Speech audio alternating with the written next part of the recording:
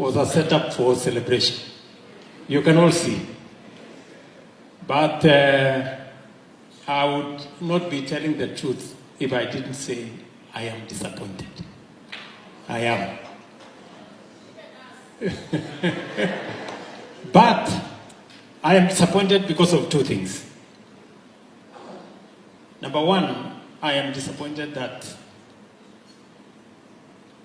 Raila Amolo Odinga did not win.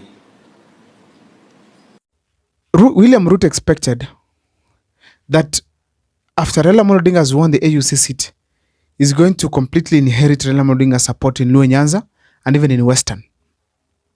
But he was forgetting very simple things here. The first one, it is that Raila Amolo Odinga used to go for these votes, campaign, and get accepted by the people of those regions. He could go to Coast and campaign. He could go to Western and campaign, then get the support. Some of the things that made Raila Amolo Odinga to get that support, it's the ideologies that they subscribed to. Some of these things that Raila Amolo Odinga has been saying to us in this country are the ones that actually drove most of these crowds towards this side. It's not because he's a Luo. It's not because he's from this other region. It's not because he's old. It's not because he has been long for leadership in the Kenyan politics. It's simply because Raila Amolo Odinga has been having some ideologies which we had been subscribing to, because I'm saying we because I was part of it until he betrayed us on 25th June 2020, after 25th June 2024. So in a nutshell, we want to put it very clear that it is not an issue of give and take. That William Ruto could have ensured Raila has won. Now, then he comes home and takes the inheritance just like that. No. Even if Raila could have won the seat, the fact remains that William Ruto had to come home, change the way of leadership, and then get those votes. But with the same William Ruto with abductions and killings, never. But nevertheless, Raila lost the seat. And then there's a reaction that caught my attention. If you go to Kondele, people were watching live what was happening. And now upon Raila losing, the chant started. Ruto must go. Why were they doing this? Why were they doing this? The fact remains that there are a few lessons I learned from there. The fact remains that William Ruto and his leadership, it's not accepted ready in the Luo Nyanza. Why am I saying so? Kondele speaks for the Luo Nyanza a lot. So long as whatever they say has come from Baba once again, it's accepted. But the fact remains that Kondele is among the regions that suffered the police brutality in this country. And the police brutality affected the people of Kisumu much, much, much more than any other in this country. Because we remember a time where the police went to the home of some youths, beat these people, eventually some of them died, and they were buried, I think, from one family. And it was very bad. So in that kind of a scenario, these people are not able to forget because these were youths. So such history could not allow William Ruto's men, Raila Amolo Odinga's people, to support William Ruto blindly just like that. Because the shouts there were not genuine. The shouts were not genuine.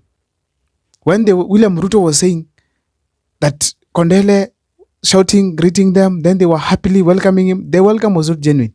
Because the type of leadership William Ruto has been portraying has not been right to most of the Kenyans. Now, another thing that I learned from the chants that Ruto must go is this. The fact remains that William Ruto's leadership has not been accepted, will never be accepted in this country by any other region. Because if they had accepted, probably they could have had a different kind of a reaction towards Raila Amolo Odinga's loss. But now that they reacted by saying Ruto must go, that was a very clear indication that people did not want Raila Amolo Odinga to be with William Ruto. But because William Ruto was supporting Raila Amolo Odinga to AU, money and vote, that is why they considered that let them support William Ruto. But now that William Ruto has lost with Raila Amolo Odinga, then Ruto must go. Which means Ruto cannot bank on the votes that are coming from Luo Nyanza. And that means very well, in another video that I did, I say that Mount Kenya is irreplaceable. William Ruto will never get a region like that did not listen to its people, to its king, and then decided to vote for William Ruto. He's not going to get such a kind of a support ever in this country anywhere again. Now, that is a simple lesson that I learned from there. However, the reactions were different. People were saying that let him come back home, let us organize themselves. And I saw the leaders, particularly Tom Ojienda, the senator for Kisumu, who were saying very simple things here. That in fact, the loss of Raila Amolo Odinga is no longer going to affect the relationship between him and William Ruto. They are going to be very close, and a broad-based government is not going to be affected, and they are strongly going to ensure that the government has delivered for the people of Kenya. On what basis? On what basis? This is a government William Ruto formed, looked for it with a lot of anger, eagerness, and of course, lust for power. So when all this happened, then you expect them to hand over power to just like Raila Odinga like that? It's not going to be easy. These are two people who are superior, and in that kind of a formation, they must have exchanges right, left, and center because they need to be in control. But there's one thing that they have to know. If you want to manage your enemy, keep them closer. So when they are close, for instance, a scenario where William Ruto, who was called Mwizi by Joho, where Mbadi was telling them those crank of, I don't know, skunks of cabinet secretaries, and then Raila Odinga now calling him corrupt. If these people are brought close to William Ruto, then probably Raila Odinga must fear. Must fear. Because what we know very well, when an enemy brings you closer, he best takes care of you in any way that he wishes. I'm not insinuating of anything bad, but the fact means that Raila Odinga around William Ruto, he must be very careful because they know William Ruto, Raila Odinga in 2027, if left just free like that and is not considered for deputy president, William Ruto probably might go home or the election might be completely destabilized. I don't know what's your take as far as this is concerned, but I feel strongly that is going to happen. Another big lesson that I'm able to learn is this, is that Kenyans are completely against William Ruto. Because the reactions in the country that people are happy generally that Raila Odinga lost.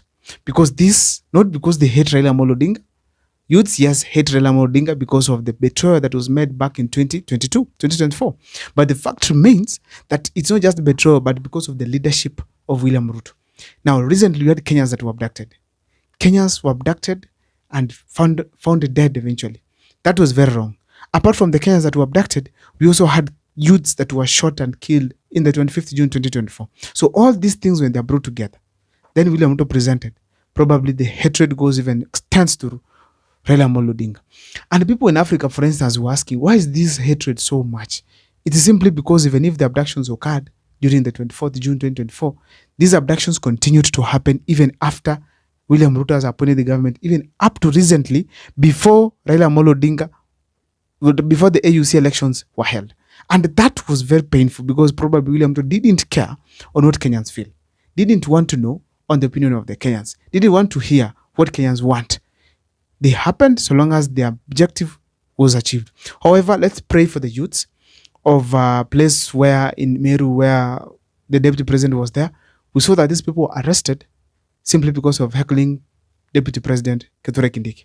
That is the form of dictatorship that has come back to this country, where people are being arrested right, left, and center because of simply raising a voice against the president and the deputy president. That is going to happen, but I hope they're not going to do it on the ballot by killing people or maybe anything happening. But the fact remains, it's not all about leadership. We have to reach a point and think about the common mwananchi and see what best can be done to have all these people feel part of the government. You know, the only problem we have in this country is that the common citizen has reached a point he feels like, I am no longer part of this government and probably I need to organize myself and get out completely. Because when your voice is never heard, when leaders are doing what they feel without considering you, you are not longer part of that government. I don't know what's your take. Let me sit on the comment section of what you think as far as Raila Odinga's loss is concerned.